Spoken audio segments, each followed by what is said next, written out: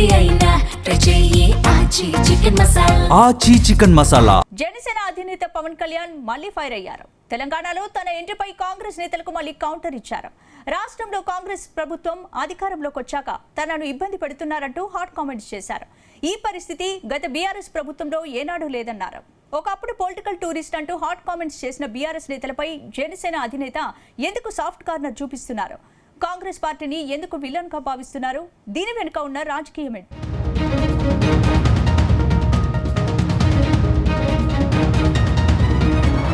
Telangana politics పై AP deputy CM మరోసారి hot comments చేశారు. తెలంగాణ రాష్ట్రం మీ అయ్య జాగీరా అన్న పదంపై మరోసారి కౌంటర్ ఇచ్చారు. తెలంగాణలో అడుగు పెట్టకుండా కాంగ్రెస్ ప్రభుత్వం గత 13 నెలలుగా తనను ఇబ్బంది పెడుతుందని పవన్ కళ్యాణ్ ఆరోపించడం సంచలనంగా మారింది. అదే సమయంలో గత బీఆర్ఎస్ ప్రభుత్వంపై పవన్ ప్రశంసలు కురిపించడం పొలిటికల్ సర్కిల్స్లో హాట్ టాపిక్గా మారింది. గత బీఆర్ఎస్ ప్రభుత్వం 10 ఏళ్ల పాలనలో తనకు ఎలాంటి ఇబ్బందులు ఎదురుకాలేదని పవన్ క్లీన్ చిట్ ఇచ్చారు. గతంలో పవన్ కళ్యాణ్ను పొలిటికల్ టూరిస్ట్ అంటూ తీవ్రంగా విమర్శించిన బీఆర్ఎస్ పై పవన్ ఇప్పుడు సాఫ్ట్ కార్నర్ చూపించడం చర్చనీయాంశంగా మారింది. అయితే పవన్ కామెంట్స్ వెనుక బీజేపీ పెద్దల హస్తముందని, అందుకే పవన్ రంగంలోకి దిగిపోయి బీజేపీకి లైన్ క్లియర్ చేస్తున్నారని పొలిటికల్ సర్కిల్స్లో జోరుగా ప్రచారం సాగుతుంది.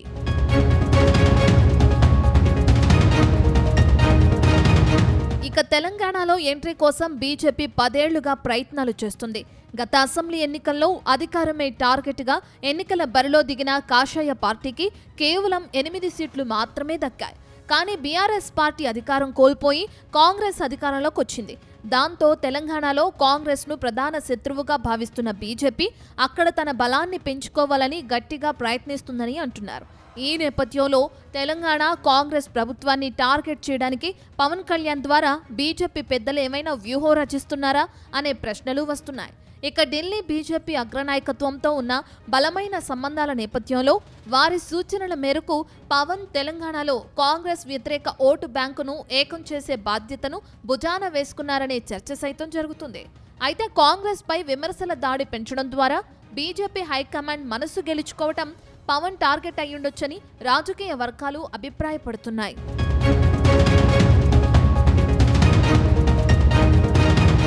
మరోవైపు తెలంగాణ అధికారం కోల్పోయాక గులాబీ పార్టీ డీలా పడింది. ఆ పార్టీకి చెందిన చాలా మంది నేతలు గులాబీ పార్టీకి గుడ్ బై చెప్పేసి అధికార పార్టీలో చేరిపోయారు. దాంతో 2029 ఎన్నికల్లో కాంగ్రెస్ను తప్పించి బీజేపీ నేతృత్వంలోని ఎన్డీఏ కూటమిని అధికారంలోకి తీసుకొచ్చేందుకు పవన్ కళ్యాణ్ ద్వారా సైలెంట్ ఆపరేషన్ మొదలైందనే టాక్ వినిపిస్తుంది. ప్రస్తుతం పవన్ కళ్యాణ్ కామెంట్స్ పై బీఆర్ఎస్ శ్రేణుల నుంచి తీవ్ర ప్రతిఘటన వచ్చినప్పటికీ పవన్ మాత్రం కేవలం కాంగ్రెస్ ను మాత్రమే టార్గెట్ చేస్తూ బీఆర్ఎస్ పట్ల మెతక వైఖరి అవలంబిస్తున్నారని అంటున్నారు. కాంగ్రెస్ పార్టీని ఉమ్మడి శత్రువుగా మార్చడం ద్వారా భవిష్యత్తులో బీఆర్ఎస్, బీజేపీ, జేఎల్పీల మధ్య ఒక అవగాహన కుదుర్చేందుకు ఈ కామెంట్స్ గ్రౌండ్ ప్రిపరేషన్లా పనిచేస్తున్నాయా అనే అనుమానాలు రాజకీయ వర్గాల్లో వినిపిస్తున్నాయి.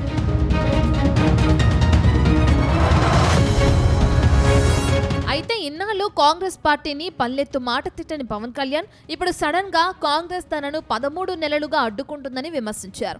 ఈ కామెంట్స్ తో తెలంగాణలో జనసేన క్యాడర్ యాక్టివేట్ చేసే మరో వ్యూహం ఉందని చర్చ సైతం లేకపోలేదు. ప్రస్తుతం తెలంగాణలో జనసేన విస్తరణకు కాంగ్రెస్ అడ్డుపడుతోందనే భావనను ప్రజల్లోకి తీసుకువెళ్లటం, అదే సమయంలో గత గులాబీ పాలనలో తనకు స్వేచ్ఛ ఉందని చెప్పడం ద్వారా కాంగ్రెస్ మార్క్ రాజకీయాలపై ప్రజల్లో వ్యతిరేకతను పెంచాలనేది పవన్ ప్లాన్ కావచ్చని అంటున్నారు. అంతేకాకుండా రాజకీయాల్లో శాశ్వత శత్రువులు, శాశ్వత మిత్రువులు ఉండరనే దానికి పవన్ కళ్యాణ్ తాజా వ్యాఖ్యలే నిదర్శనంగా చెప్తున్నారు. ఒకప్పుడు తనను తీవ్రంగా దూషించిన బీఆర్ఎస్ పట్ల పవన్ సాఫ్ట్ కార్నర్ ప్రదర్శించడం వెనుక తెలంగాణ రాజకీయాలను మలుపు తిప్పే పెద్ద స్కెచ్ అంటున్నారు పొలిటికల్ పరిశీలకులు.